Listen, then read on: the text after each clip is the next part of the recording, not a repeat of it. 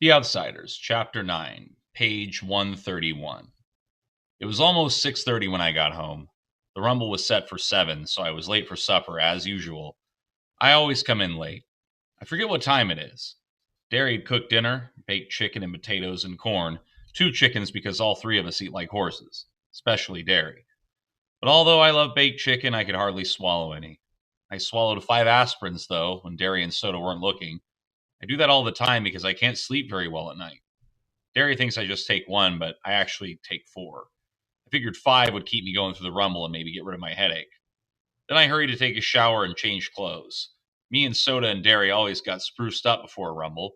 And beside, we wanted to show those socks we weren't trash and that we were just as good as they were. Soda, I called from the bathroom, when did you start shaving? When I was 15, he yelled back. When did Derry? When he was 13. Why? You figured on growing a beard for the Rumble? You're funny. We ought to send you into the Reader's Digest. I hear they pay a lot for funny things. Soda laughed and went right on playing poker with Steve in the living room. Derry had on a tight black t-shirt that showed every muscle on his chest and even the flat, hardened ones on his stomach. I hate to be the sock who takes a crack at him, I thought, as I pulled on a clean t-shirt and a fresh pair of jeans. I wish my t-shirt was tighter. I have a pretty good build for my size, but I lost a lot of weight in Winn-Dixietville and it just didn't fit right. It was a chilly night, and t-shirts aren't the warmest clothes in the world, but no one ever gets cold in a Rumble. And besides, jackets interfere with your swinging ability. So Soda and Steve and I had put on more hair oil than was necessary, but we wanted to show we were greasers, and tonight we could be proud of it. Greasers may not have much, but they have a rep. That and long hair. What kind of world is it where I have to be proud of is a reputation for being a hood and grease and hair? I don't want to be a hood, but even if I don't steal things and mug people and get boozed up, I'm seen as lousy. Why should I be proud of it? Why should I even pretend to be proud of it? Derry never went for the long hair. His hair was short and clean all the time. I sat in the armchair in the living room waiting for the rest of the outfit to show up. But of course, tonight the only one coming would be 2-Bit, Johnny, and Dallas wouldn't show. Soda and Steve were playing cards and arguing as usual, and Soda was keeping up a steady stream of wisecracks and clowning, and Steve had turned up the radio so loud it almost broke my eardrums. Of course, everyone listens to it loud like that, but it wasn't just the best thing for a headache. You like fights, don't you, Soda? I asked suddenly. Yeah, sure, he shrugged. I like fights. How come? I don't know. He looked at me puzzled. It's action. It's a contest, like a drag race or a dance or something. Shoot, Steve said. I want to beat those socks' head in. When I get in a fight, I want to stomp the other guy good, and I like it too. How come you like fights, Derry? I asked, looking up at him as he stood behind me, leaning in the kitchen doorway. He gave me one of those looks that hide what he was thinking, but Soda piped up. He likes to show off his muscles. I'm going to show 'em off on you, little buddy, if you get any mouthier. I digested what Soda had said. It was the truth. Derry liked anything that took strength, like weightlifting or playing football or roofing houses, even if he was proud of being smart, too. Derry never said anything about it, but I knew he liked fights. I felt out of things. I fight anyone anytime, but I don't like to. I don't know if you ought to be in this Rumble, Pony Boy, Derry said slowly. Oh, no, I thought in mortal fear. I've got to be in it. Right then, the most important thing in my life was helping us whip the socks. Don't let him make me stay home now. I've got to be in it. How come? I've always come through before, ain't I? Yeah, Derry said with a proud grin. You fight real good for a kid your size. But you were in shape before. You've lost weight and you don't look so great, kid. You're tensed up too much. Shoot, said Soda, trying to get the ace out of his shoe without Steve seeing him. We all get tensed up before a rumble. Let 'em fight tonight. Skin never hurt anyone. No weapons. No danger. I'll be okay, I pleaded. I'll get a hold of a little one, all right? Well, Johnny won't be there this time. Johnny and I sometimes ganged up on one big guy. But then Curly Shepard won't be there either, or Dally. We need every man we can get. What happened to Shepard? I asked, remembering Tim Shepard's kid's brother Curly, who was a tough, cool, hard as nails Tim in miniature. I once played chicken by holding our cigarette ends against each other's fingers. We just stood there, clenching our teeth and grimacing, with sweat pouring down our faces and the smell of burning flesh making us sick, each refusing to holler, until Tim happened to stroll by.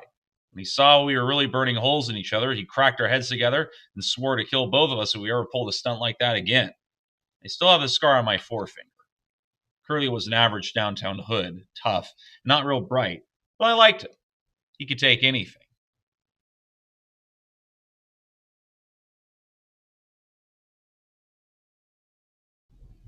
He's in the cooler, Steve said, kicking the ace out of Soda's shoe, in the reformatory. Again? I thought and said, let me fight, Derry. If it was Blazer chains or something, it'd be different. No one ever gets really hurt in a skin rumble, though. Well, Derry gave in. I guess you can, but be careful. If you get in a jam, holler and I'll get you out of it. I'll be okay, I said warily. How come you never worry about Soda Pop as much? I don't see you lecturing him. Man, Derry grinned and put his arm across Soda's shoulder. This is one kid brother I don't have to worry about. And Soda punched him in the ribs affectionately. This kiddo can use his head. And Soda Pop looked down at me with mock superiority, but Derry went on. You can see he uses it for one thing, to grow hair on. And he ducked Soda's swing and took off for the door. Two-Bit stuck his head in the door just as Derry went flying out of it.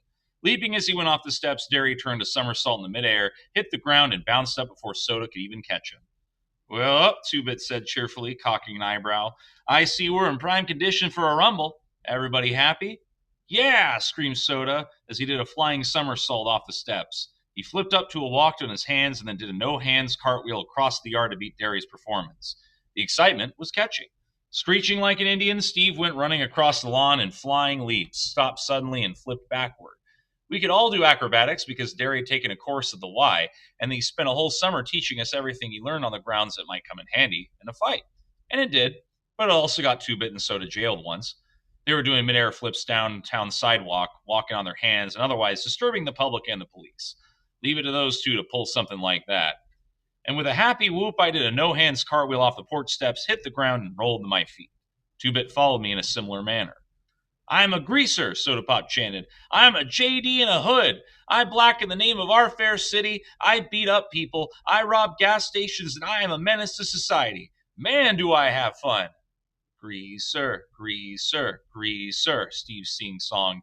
Oh, victim of environment, underprivileged, rotten, no-count hood. Juvenile delinquent, you're no good, Derry shouted. Get thee hence, white trash, Two-Bit said in a snobbish voice. I am a sock. I am the privileged and well-dressed. I throw beer blasts, drive fancy cars, and break windows at fancy parties. And what do you do for fun? I inquired in a serious, awed voice. I jump greasers, Two-Bit screamed and needed a cartwheel. We settled down as we walked to the lot. Two-Bit was the only one wearing a jacket. He had a couple of cans of beer stuffed in it. He always gets a little high before a rumble. Before anything else, too, come to think of it. I shook my head. I hate to see the day when I get the nerve from a can. I tried drinking once before, and stuff tasted awful. I got sick, I had a headache, and when Derry found out, he grounded me for 2 weeks. That was the last time I ever did drink. I've seen too much of what drinking did for you at Johnny's house. Hey, Two-Bit, I said, deciding to complete my survey. How come you like to fight? And he looked at me as if I were off my nut. Shoot, everybody fights. If everybody jumped in the old Arkansas River, old Two-Bit would be right on their heels. I had it then. Soda fought for fun, Steve fought because he hated everyone, and Derry fought for pride, and Two-Bit for conformity. Well, why do I fight? I thought and I couldn't think of any real good reason. There isn't any real good reason for fighting except self-defense. Listen, Soda, you and Ponyboy, Derry said as we strode down the street. At the Fuzz show, you two beat it out of here. The rest of us can only get jailed. You two can get sent to a boys' home. Nobody in this neighborhood's going to call the Fuzz, Steve said grimly. They know what would happen if they did. All the same, you two blow the first sign of trouble, you hear me? You sure don't need an amplifier, Soda said, and stuck out his tongue in the back of Derry's head. I stifled a giggle. If you want to see something funny, it's a tough hood sticking his tongue out as Big Brother.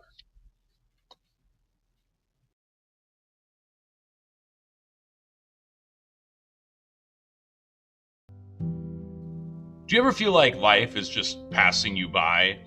Do you ever feel really stressed out and then you're like, oh man, I'm so stressed looking at this computer. Oh man. Oh, what am I going to do? That's where Stretchencia comes in. Stretchencia is a brand new formula from Stretchers Inc. where you can take your life back. All you have to do is get up and stretch. It's that simple. You could be a winner too. You just have to stretch and life will get better for you. Just get up and stretch from Stretchencia. Side effects of Stretchencia may include pulling a muscle, getting up too fast, realizing that you got up too fast, now you have a headache, realizing that you don't really like to stretch, making friends with other people that you don't know, going to movies and laughing when you shouldn't supposed to, chasing after people. Talk to your doctor about Stretchensia today. Stretchensia, because we can stretch.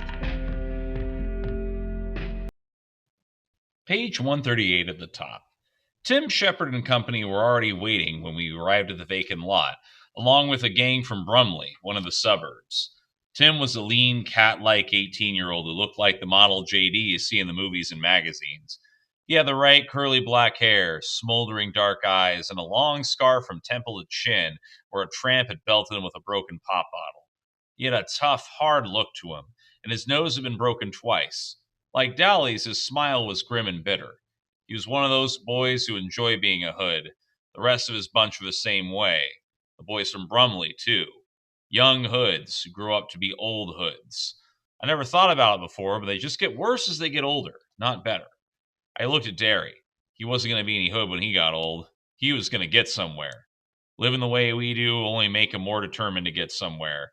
That's why he's better than the rest of us, I thought, because he's going somewhere. And I was going to be like him. I wasn't going to live life in a lousy neighborhood all my life. Tim had the tense, hungry look of an alley cat. That's what he always reminded me of, an alley cat. And he was constantly restless. His boys ranged from 15 to 19 hard-looking characters who were used to the strict discipline Tim gave out. That was the difference between his gang and ours. They had a leader, and they were organized. We were just buddies who stuck together. Each man was his own leader. Maybe that's why we could whip him. Tim and the leader of the Brumley outfit moved forward to shake hands with each of us, proving that our gangs were on the same side in this fight, although most of the guys in the two outfits weren't exactly what I like to call my friends. When Tim got to me, he studied me, maybe remembering how his kid brother and I played chicken. You and the quiet black-headed kid were the ones who killed that sock? Yeah, I said, pretending to be proud of it. Then I thought of Cherry and Randy and got a sick feeling in my stomach. Good going, kid. Curly always said you were a good kid. Curly's in the reformatory for the next 6 months. And Tim grinned ruefully, probably thinking of his rough-neck, hard-headed brother. He got caught breaking into a little liquor store, the little. He went on to call Curly every unprintable name under the sun. Tim's way of thinking, terms of affection. I surveyed the scene with pride. I was the youngest one there. Even Curly, if he had been there, had turned 15, so he was older than me. I could tell Derry realized this too, and although he was proud, I also knew he was worried. Shoot, I thought. I'll fight so good this time he won't ever worry about me again. I'll show him that someone besides Soda Pop can use his head. One of the Brumley guys waved me over. We mostly stuck with our own outfits, so I was a little leery of going over to him, but I shrugged. He asked to borrow a weed, and then lit up. That big guy with y'all, you know him pretty well? I ought to. He's my brother, I said. I couldn't honestly say yes. I knew Derry as well as he knew me, and that isn't saying a whole lot. No kid. I got a feeling he's going to be asked to start the fireworks around here. He's a pretty good bopper? He meant rumbler. Those Brumley boys have weird vocabularies. I doubt if half of them can even read a newspaper or spell much more than their names, and it comes out in their speech. I mean, you take a guy that calls the rumble bop action, and you can tell he isn't really educated. Yep, I said, but why him? And he shrugged. Why anybody else? And I looked our outfits over. Most greasers don't have real tough builds or anything. They're mostly lean and kind of panther looking in a slouchy way. This is partly because they don't eat much and partly because they're slouchy. Derry looked like he could whip anyone there. I think most of the guys are nervous because of the no weapons rule.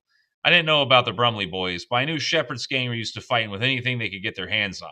Bicycle chains, blades, pop bottles, pieces of pipe, pool sticks, or sometimes even heaters.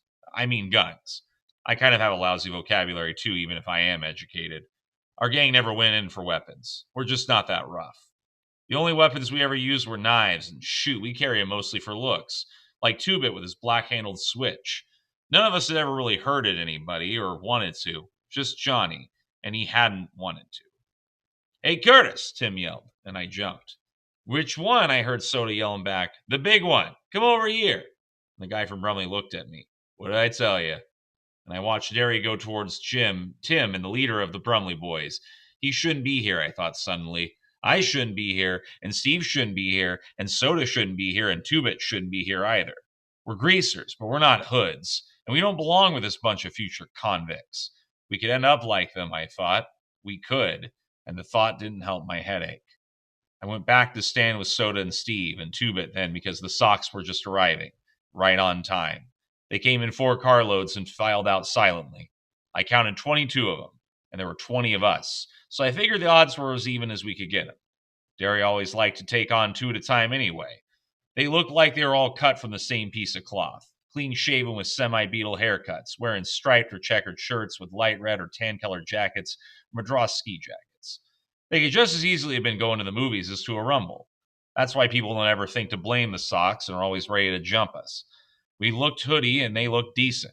It could be the other way around. Half the hoods I know are pretty decent guys underneath all that grease, and from what I've heard, a lot of Sox are just cold-blooded mean, but people usually go by looks. They lined up silently, facing us, and we lined up facing them. I looked for Randy, but I didn't see him. I hope he wasn't there. A guy with a Madras shirt stepped up. Let's get the rules straight. Nothing but our fists, and the first time to run loses, right? And Tim flipped away his beer can. You savvy real good.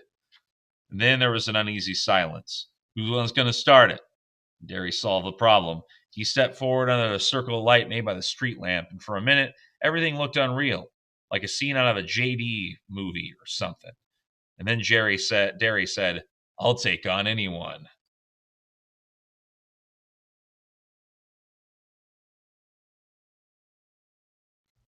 He stood there, tall, broad-shouldered, his muscles taut under his T-shirt, and his eyes glittering like ice. For a second, it looked like there wasn't anyone brave enough to take him on. And then there was a slight stir in the faceless mob of Sox, and a husky blond guy stepped forward. He looked at Derry and said quietly, Hello, Darrell. And something flickered behind Derry's eyes, and then they were ice again. Hello, Paul. I heard Soda give a kind of squeak, and I realized the blonde was Paul Holden. He'd been the best halfback on Derry's football team in high school, and he and Derry used to buddy around it all the time. He must be a junior in college by now, I thought. He was looking at Derry with an expression I couldn't quite place, but disliked. Contempt? Pity? Hate? All three? Why? Because Derry was standing there representing all of us, and maybe Paul felt only contempt and pity and hate for greasers? Derry hadn't moved a muscle or changed an expression, but you could see he hated Paul now. It wasn't only jealousy. Derry had a right to be jealous. He was ashamed to be on our side, ashamed to be seen with the Brumley boys, Shepard's gang, and maybe even us. Nobody realized it but me and Soda. It didn't matter to anyone but me and Soda. That's stupid, I thought swiftly. They both come here to fight, and they're both supposed to be smarter than that. What difference does this side make? And then Paul said, I'll take you. And something like a smile crossed Derry's face. I knew Derry had thought he could take Paul any time. That was 2 or 3 years ago. What if Paul's better now? And I swallowed. Neither one of my brothers had ever been beaten in a fight, but I wasn't exactly itching for someone to break the record. So they moved into a circle under the light, counterclockwise, eyeing each other, sizing each other up, maybe remembering old faults and wondering if they were still there. The rest of us waited with mounting tension. I was reminded of Jack London's books, where the wolf pack waits in silence for 1 or 2 of the members to go down in a fight. But it was different here. The moment on either one swung a punch, the rumble would be on. And the silence grew heavier, and I could hear the harsh, heavy breathing of one of the boys around me. Still Derry and the Sock walked slowly in a circle, and even I could feel their hatred. They used to be buddies, I thought. They used to be friends, and now they hate each other because one has to work for a living and the other comes from the west side. They shouldn't hate each other. I don't hate the Sox anymore. They shouldn't hate. Hold up! A familiar voice yelled. Hold it! And Derry turned to see who it was, and Paul swung a hard right to the jaw that would have felled anyone but Derry. And the rumble was on. Dallas Winston ran to join us. I couldn't find a Sock my size, so I took the next best size and jumped on him. Dallas was right beside me, already on top of someone. I thought you were in the hospital, I yelled as the Sock knocked me to the ground, and I rolled to avoid getting kicked. I was. Dally was having a hard time, as his left arm was still in bad shape. I ain't now. How? I managed to ask as the Sock I was fighting leaped on me and we rolled near Dally. Taught the nurse into it with 2-bit switch. Don't you know a rumble ain't a rumble unless I'm in it? And I couldn't answer because the Sock, who was heavier than I took him for, had me pinned and was slugging the sense out of me. I thought dizzily that he was going to knock some of my teeth loose or break my nose or something, and I knew I didn't have a chance. But Derry was keeping an eye out for me. He caught that guy by the shoulder and half lifted him up before knocking him 3 feet with a sledgehammer blow. I decided it would be fair for me to help Dally since he could use only one arm. And they were slugging it out. but Dallas was getting the worst of it. So I jumped on the sock's back, pulling his hair and pounding him. He reached back and caught me by the neck and threw me over his head to the ground. Tim Shepard, who was fighting two at once, accidentally stepped on me, knocking my breath out. I was up again as soon as I got my wind, and I jumped right back on the sock, trying my best to strangle him. While he was prying my fingers loose, Dally knocked him backwards so that all three of us rolled on the ground, gasping, cussing, and punching. Somebody kicked me hard in the ribs, and I yelped in spite of myself. Some sock had knocked one of our bunch and was kicking me as hard as he could, but I had both arms wrapped around the other sock's neck and refused to let go. Dally was slugging him, and I hung on desperately, although that other sock was kicking me, and you better believe it hurt. And finally, he kicked me in the head so hard it stunned me, and I lay limp, trying to clear my mind and keep from blacking out. I could hear the racket, but only dimly through the buzzing in my ears. Numerous bruises along my back and on my face were throbbing, but I felt detached from the pain, as if it wasn't really me feeling it. "They're running!" I heard a voice yell joyfully. "Look at the dirty run!" It seemed to me that the voice belonged to Two-Bit, but I couldn't be sure. I tried to sit up and saw that the Sox were getting into their cars and leaving. Tim Shepard was swearing blue and green because his nose was broken again, and the leader of the Brumley boys was working over one of his own men because he had broken the rules and used a piece of pipe in the fighting. Steve lay doubled up and groaning about 10 feet from me. We found out later he had 3 broken ribs. Soda Pop was beside him, talking in a low, steady voice. I did a double take when I saw Two-Bit. Blood was streaming down one side of his face, and one hand was busted wide open, but he was grinning happily because the Sox were running. "We won!" Derry announced in a tired voice. He was going to have a black eye, and there was a cut across his forehead. "We beat the Sox." Dally stood beside me quietly for a minute, trying to grasp the fact we'd really beaten the Sox. And then grabbing my shirt, he hauled me to my feet. "Come on!" And he half dragged me down the street. "We're going to see Johnny."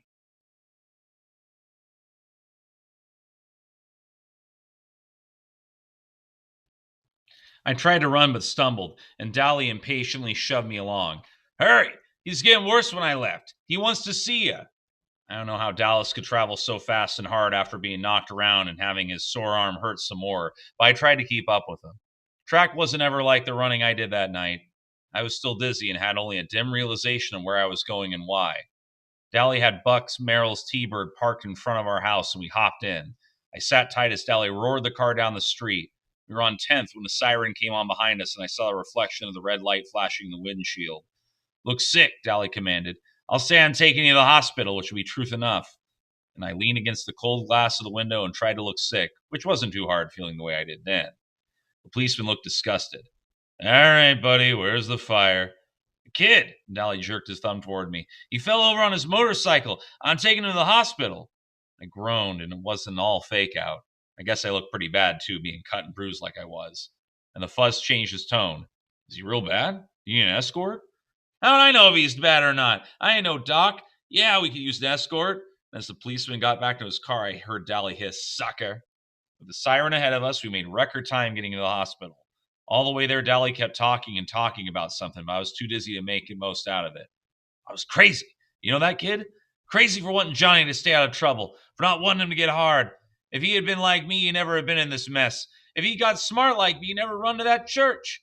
That's what you get for helping people. Editorials in the paper and a lot of trouble. You better wise up, Pony. You get tough like me, you don't get hurt. You look out for yourself and nothing can touch you." He said a lot more stuff, but I didn't get it all. I had a stupid feeling that Dally was out of his mind, the way he kept raving on, because Dallas never talked like that. But I think now I would have understood if I hadn't been sick at the time.